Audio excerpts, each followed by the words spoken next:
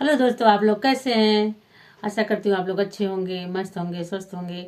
आज आप लोगों के लिए एक जो है जच्चा गीत लाई हूँ। एक भाभी को बेटा हुआ है तो देखो ननद क्या कह रही हैं भाभी से।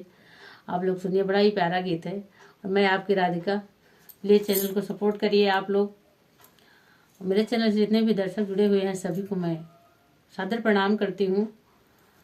और प्यारा प्यारा कमेंट कीजिए आप लोग, थोड़ा सा मनोबल बढ़ाइए आप लोग। और गीत सुनिए, आनंद लीजिए। तो देखिए ननद रानी क्या कह रही है भाई भाभी से अपने। सुनिए।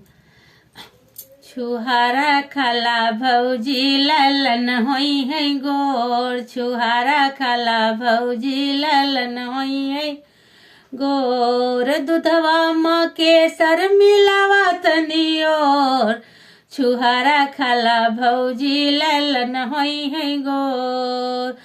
सुंदर मुंदर होई है ललनवा, सुंदर मुंदर होई है ललनवा। कुदी कुदी नचबई तोहरे अंगनवा, चाही कंगनवा मंगन बाटे मोर। छुहारा खाला भौजी ललन होई है गोर, छुहारा खाला भौजी ललन होई है गोर।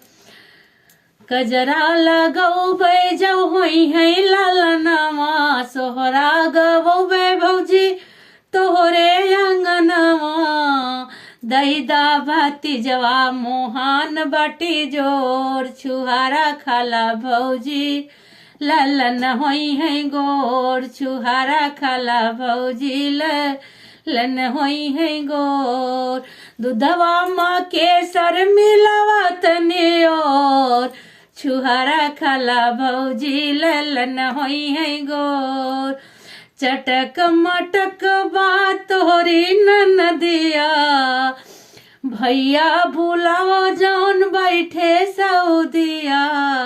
रुपया लुटावे मुहरे लुटावे चहु और, छुहारा खाला भौजी ललन होई है गोर, छुहारा खाला भौजी ललन होई है गोर। दूधवा माँ केसर मिलावा तनी और, छुहारा खाला भौजी ललन होई है गोर।